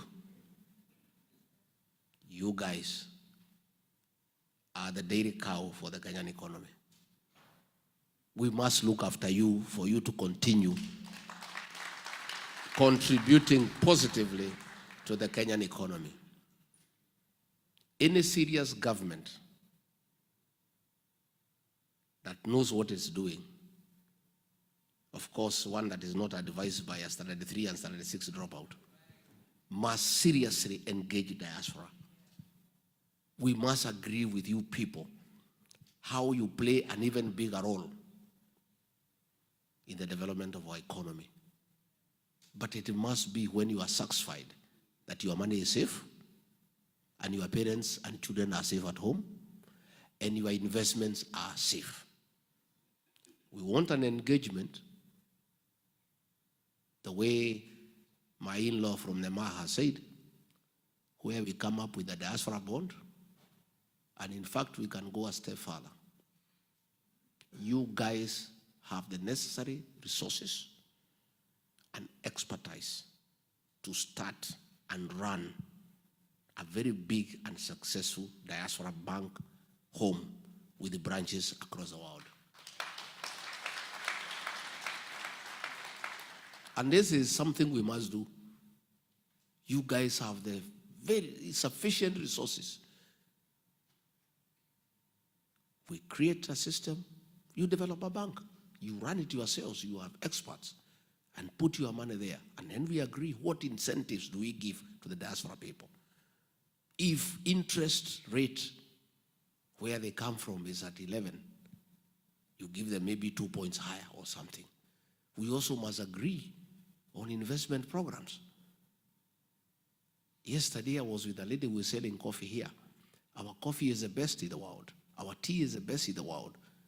We want to encourage you people to have a partnership with us to get that coffee and that tea and those avocados and sell them where you are and make some little profit and pay our farmers well. We are talking about job creation. How would we create jobs unless we start manufacturing back home? We must interest the diaspora people, instead of importing steel and cement from China, to come and start those factories at home and create employment and enhance our tax bracket. In fact, the area of cooperation between government and diaspora is so huge. Actually, you don't need to go borrowing money from other countries. The money here is sufficient to sustain our economy, but only when the owners of the money are satisfied that the money is safe and they have good incentives to bring back money home. At the end of it all, east or west? So I want to start an engagement, and these are the networks now we are creating. I agree, promises were made that we will open 5 consulates in the US. None has been kept. Opening a consulate requires money. The economy is struggling. But I want to give a commitment. We may not be able to open 5, but we can do it progressively. We start with the 2, and I agree. By the sheer size of population in Texas and the strength of the economy of this state, you deserve the first priority in establishment of a consulate. I want to give that commitment, and you test me on that one, because it's so easy for me to fulfill. It doesn't require much, it only requires good manners. Si ndio? Si watu wakikubaliana kitu wamekubaliana. We'll start a consulate, because when I look at the size of the economy here and the opportunities for business for Kenya and how we can attract foreign investment back home from Texas, it only makes sense to have a consulate here with the trade attaches so that we can enhance our commercial cooperation with the people of the state. Again, we have consular services for the Kenyans here, for IDs, passport, marriage, and everything. And of course, we are going to push IBC to open a station here because of the sheer numbers. Yeah? So that you people can be part of the Kenyan nation and you decide on how you want to be governed. Again, I agree. That is something we had agreed with William Ruto, akaruka. Tulikuwa tumekubaliana na watu ya diaspora ya kwamba you guys have the necessary qualifications, experience, expertise, and motivation to be part of the embassy staff running our embassies across the world. Because you understand the countries where you are. If you have been here for 30, 35 years, hakuna kona hapa ujui, vile tutakaa na hii wazungu, vile tutawabembeleza walete investment Kenya. Isn't it? You know what Kenyans need. You know what they want to do. So I want also to give that commitment that at the level of the deputy head of mission and the officers in charge of diaspora and other staff in the embassies, we must and we shall deliberately consider and recruit people from the diaspora to help us run our missions. Again, we shall have mobile consular services. Where we are not able to have a consulate, we have a mobile consular services. Wanaenda one state, wanakaa huko mwezi 3, wanapeana vitambulisho, passport, birth certificate, marriage certificate, alafu wanahama, si ndio? That is something that is doable. It's something we're going to do so that we make it less expensive for you to go to Washington in search of documents when it's not necessary. Again, in the spirit of devolution, we take the government to where the people are. Don't take the people to government. Si ndio? Yeah, we take the people, the government to where the people are. So there are various issues that we shall agree on. Madam Mayor, tutakubaliana. And we'll engage everybody in the diaspora. And I'm happy the way you are here today. Muketi, mupange, mutuambie, munataka tufanye namna gani. Na nitarudi tena. Munataka nirudi? I'll come back. Na hata Mungu akitusaidia tupate serikali, tutakuja kusema asante. Najua kwa Biblia kwa wale 10 waliponywa, mmoja alifanya nini? Mimi nitakuwa huyo mmoja. I'll come to say yes. I agree the issues of alcoholism and drug abuse is a problem in Kenya, even here. You know, when I was in office with Pastor Dorcas, we did a lot of work to deal with alcoholism and drug abuse. And we succeeded to a very great extent. to do away with illicit brews and deal with bangi and other hard drugs. Ruto using Soprano sabotages that program. Alcohol is back. Sasa nimeona minister anajaribu kusema tufanye hii, tutekeleze hii sheria nini. We have sufficient laws in Kenya.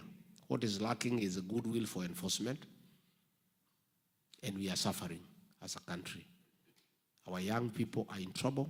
The boy child is in trouble.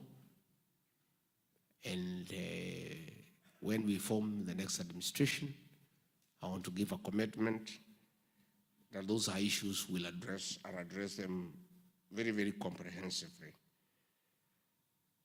Again, the issues of land. In the Mar region, there's a lot of land grabbing, communal land. These are issues we're going to address. Finally, ndio tupate maswali mbili tatu. I want to assure you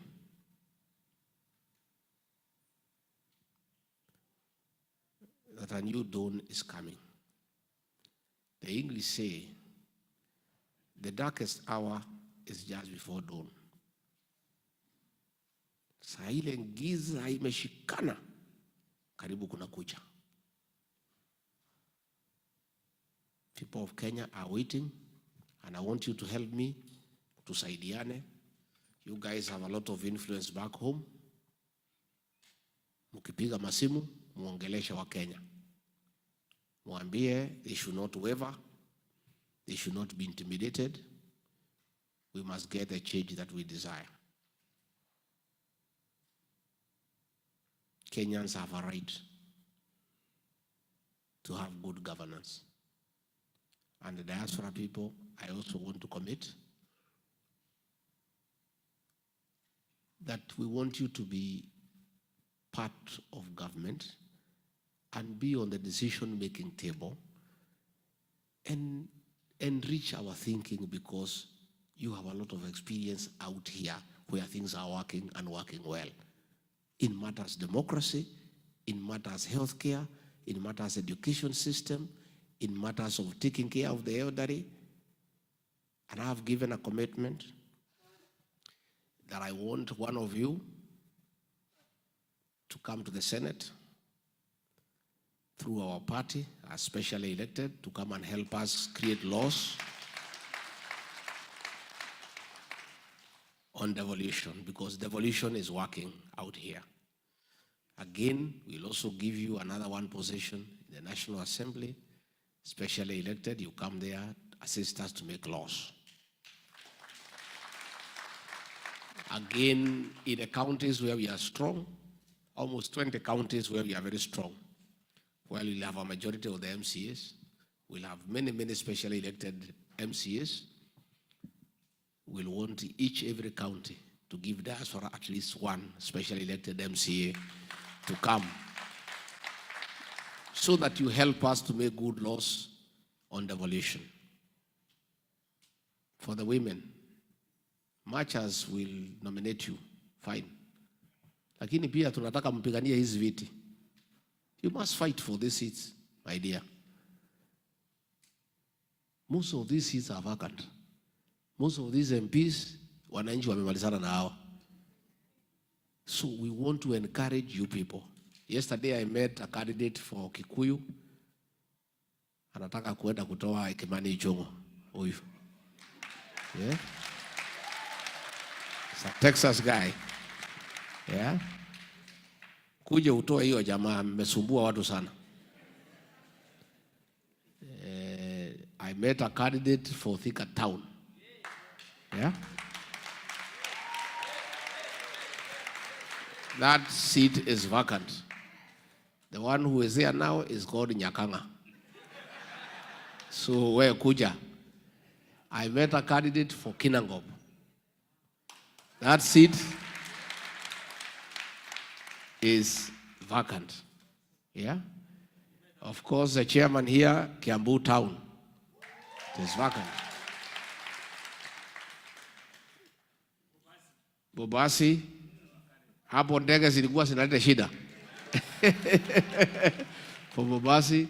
I met also a senator for Garissa, Ahmed. I don't know whether he has come today.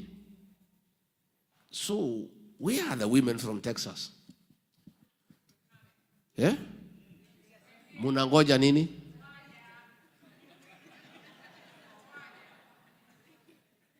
Sasa, wewe MC, wewe unaweza chaguliwa lakini, ukija nyumbani upunguze kizungu.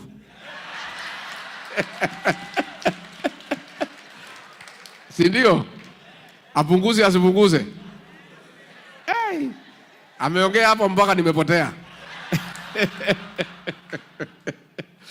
But we need such people also in parliament. Kugangana na ile watu ya ODM. Si ndio? Yeah, huyu. Yeah. This one I can specially elect akuja huko. Angangana na hii watu na ile kimombo. Because we also need some tough fellows. Si ndio? Nataka wakina mama wengine mang'aa huko kidogo. So, women, peace, please. Fight for your space. Nobody will come for you at home to come and lead them. Come out. And our society now has accepted that women and men are the same. We've got great women leaders in Kenya. Please, I want to encourage you, within DCP, we'll give you an opportunity to come and fight for these seats. You know? Tuko na viti mingi sana.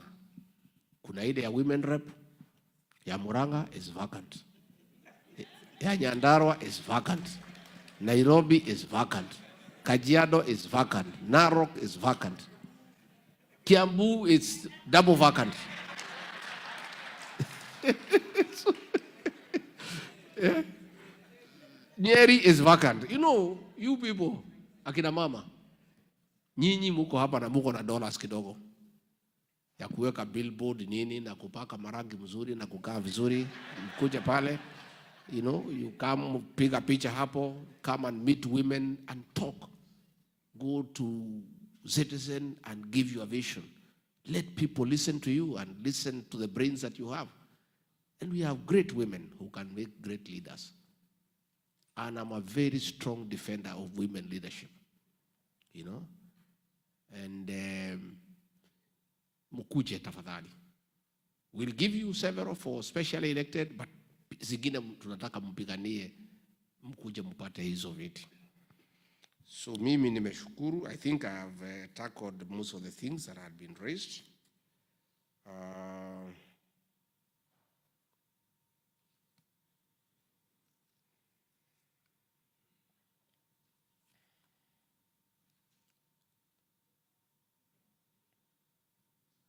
I think I've tackled most of the things that were raised, and I want to assure you that I will remain simple,